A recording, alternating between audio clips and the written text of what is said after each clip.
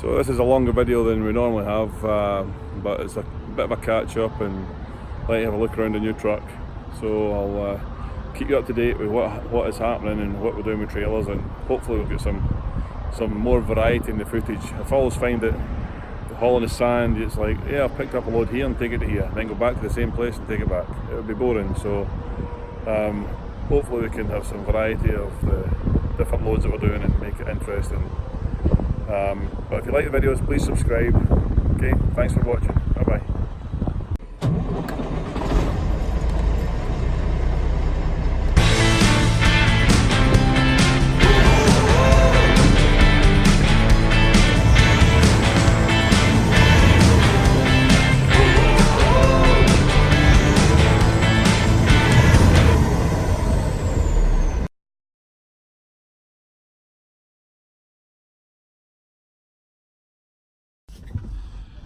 So catch up time here.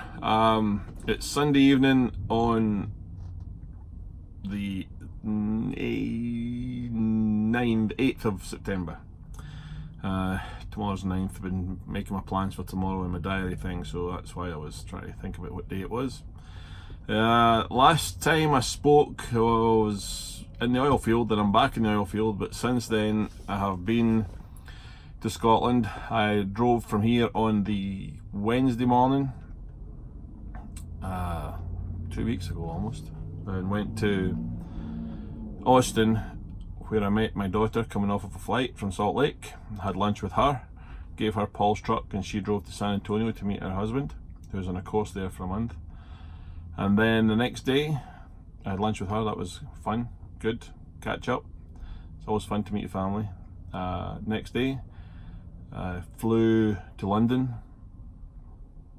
rented a car, met my friends that I used to work with in London in the coach game, and then I had breakfast with them and lunch, and went to Portuguese cafe and ate some custard tarts, which are fantastic. I will admit to being partial to those. Then that evening got a hotel by the Tower of London, right overlooking Tower Bridge. That was fun. And my wife brought down two granddaughters and we had fun with them. Next day we went for a boat trip down the Thames to Westminster, and I had left the car in the suburbs of London because it's expensive to drive in town. And then we took the car up to Stratford upon Avon, where Shakespeare's birthplace is, and then we went from there, spent the night there, and then went up to Scotland. I went to a wedding while I was there of some people that my wife works with. Met up with my dad, had fun with him, with everybody else. Had a good time. Good to be in Scotland. Some nice weather at the start, and not so nice at the end. And then the following weekend was our anniversary, and we went down to the Lake District, to the little place that we go there quite regularly, and had a blast. You know, so that was that. Come back up, went out for dinner a couple of times, ate good food. Yeah, great time. But while I was there, I got notification. This oil game, it's the sand industry. And there's things that pop into my head, shifting sands and all that stuff, and it's always changing, and it never changes for the good, it seems like, since I've been here anyway. So the rates haven't been cut, but they increased the insurance premium by 65%. It's already expensive anyway, and you have to pay it quarterly to get this extra balloon payment thing. And I just thought, you know what, don't want to do it right away, have to think about it. So we're doing some work here for now, and it's a bit quiet, to say the least. But anyway, drove back down to London on the, so we got that news when I got to Scotland, and it's kind of plagued in my mind a little bit. And then drove back to London and met my friend Pete, who's from Wales. I used to work with him. Both of us had a camper in the company that we worked for in London. We were in the same yard there and got to know him really well, and so he came back over with me. So Welsh Pete is in tow here. In tow, that's a good trucking pun, but he's here. Going to bounce around for 3 weeks or so and see what it's like in America. He's never been here before, so that's fun for him. It's fun for me to see him discovering things, you know, like sales tax and cheap fuel and massive portions and buffets. So he likes a good deal. What else have we done? Got back here, flew back into Austin. My daughter met us again, gave us the truck, dropped her off, drove all the way up here, and the truck was in the shop, the yellow one. Wes had gone home and I was expecting to be driving, but Paul had put the truck in the shop for a fuel leak and it needed brakes and blah blah blah blah blah. So I thought, in the interest of saving time, I had started a deal to buy another truck before I went on home time. So I bit the bullet, and Pete and I jumped in the pickup the next morning, but lunchtime anyway. We headed to Mississippi, got the truck. It was as good as I thought. It's probably even better than I thought it would be. It's out of all the trucks I've ever had, this has got to be the nicest one. So it's a nice bit of kit. And drove 900 miles there, did the deal, signed the paperwork, and drove the other 900 miles back. We didn't do it all at once, but it felt like it. Got back here expecting the yellow truck to come out the shop on Friday, and they were waiting for some webbing to go around the tank so that it doesn't rub a hole in it again through the between the strap and the tank. And so then the guy at the shop told us, I'm waiting for the webbing to come in, it'll be in and I'll finish it tomorrow morning. We went up there to get it yesterday morning, Saturday morning, thinking, right, gonna run the weekend, and lo and behold, there's a wreck in the freeway. He owns recovery trucks, and all of his mechanics and drivers had get sent out, closed the workshop, small place, out to recover this wreck in the freeway. So yellow truck's imprisoned. So a little while ago I spoke about in a video, I'm thinking maybe getting a little bit dark in here, so there must be a light somewhere. This work? No, I don't want that. I don't know how anything works. A little while ago I spoke about trying to even out the roller coaster of the oil field. I've got a couple of drivers that want to start with me, and I'm at the stage where I'm not comfortable with all the things that are going on, and the ups and downs. You know, this week's a terrible week. So quiet. They're moving two wells, or maybe 3 wells, and then 2 broke down, and crap weekend. Paul is out with Pete doing a job right now, and that's the first job, one job between the Saturday and Sunday, between the two of us being logged on. Total crap. Before I left, don't mind saying, we were well into 10, you know, well into the 5 figures. Did over 20 grand one week, but that was 3 of us driving the 2 trucks. But there's a lot that comes off of that, and then when you get weeks like this, it just compensates for the slow times in the oil field, that is. Whereas I look now, the reefer rates seem to be coming up. I've been watching it for 6 months. They've taken a little turn up for the last quarter, which is predictable, with Thanksgiving and Christmas and holidays coming up. And I've made inquiries into hauling the Christmas trees again this year. That's on the go. And I really fancy a step deck trailer, so I am probably leaning towards a venture from the oil fields. It's there's the church song that goes through my head is, the wise man built his house upon the rock, and the foolish man built his house upon the sand. And I'm just not prepared to build a business upon the sand, because it is so unpredictable. You could be, you know, there's people out there spent, you know, a lot more than me on many trucks, and they're sitting looking at each other. Drivers don't last when there's no work, so I'm just not prepared to do it. I would like to do it as a little piddly side thing, but I got to get consistency. So this week I'm going to go look at those reefers that I saw and make some inroads into going and seeing America again.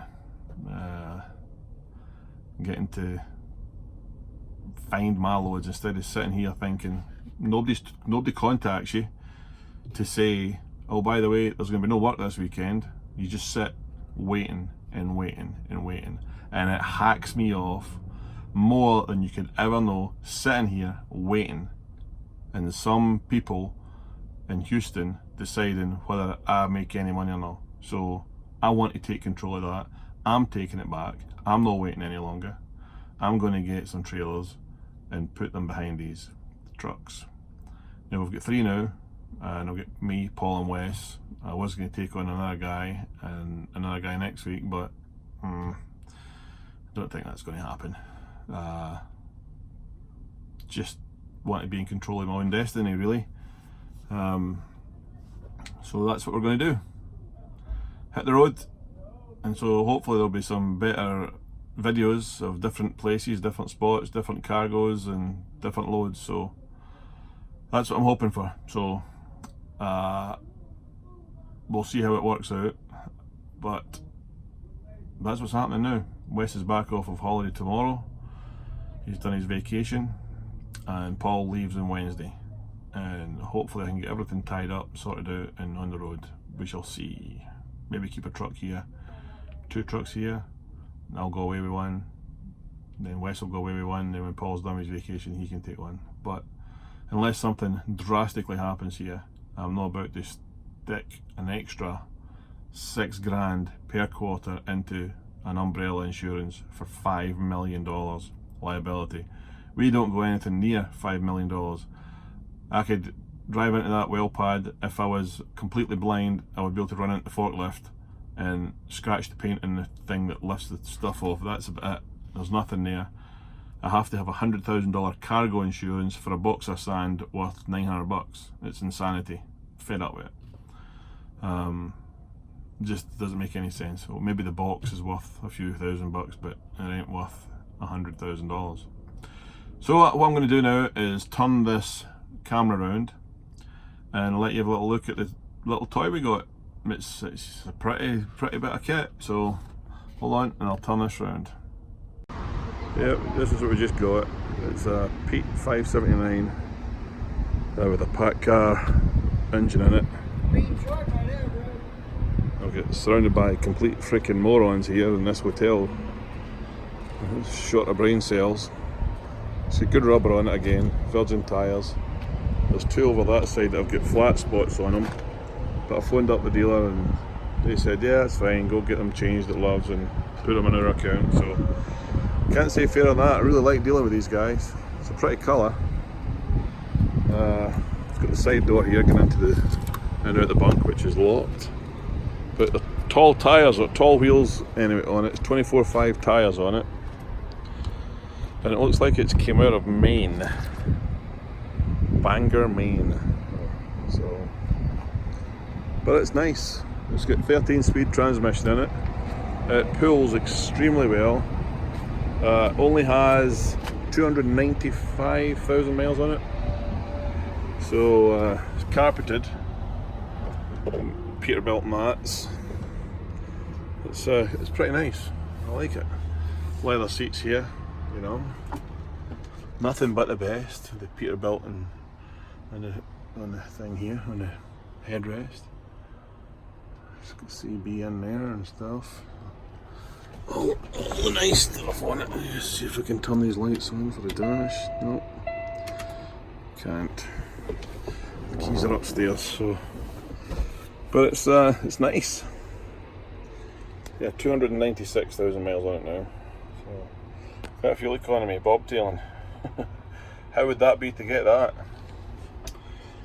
So, yeah, nice.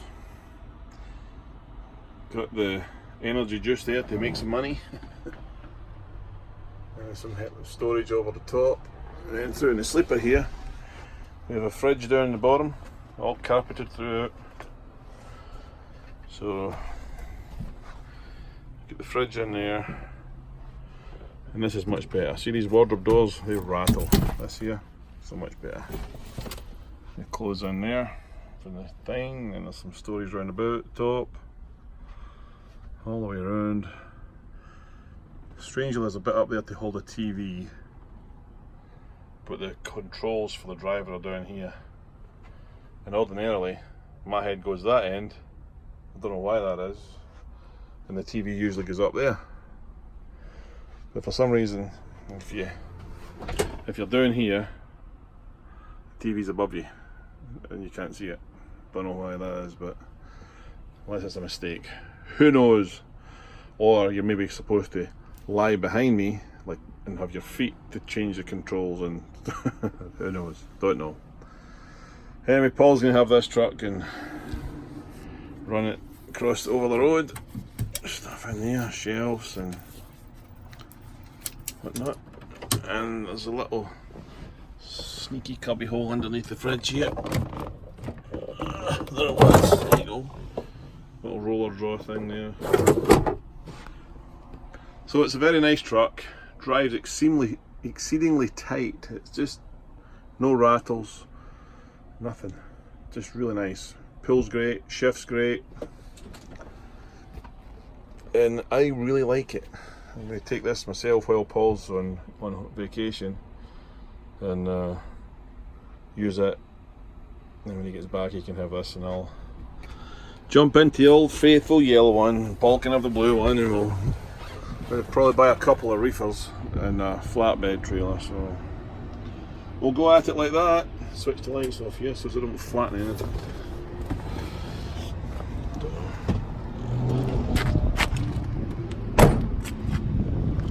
But it's nice, pretty colour, teal colour they call it, with silk, the grey fairings along the bottom. Don't really like this step thing here. It's just primarily because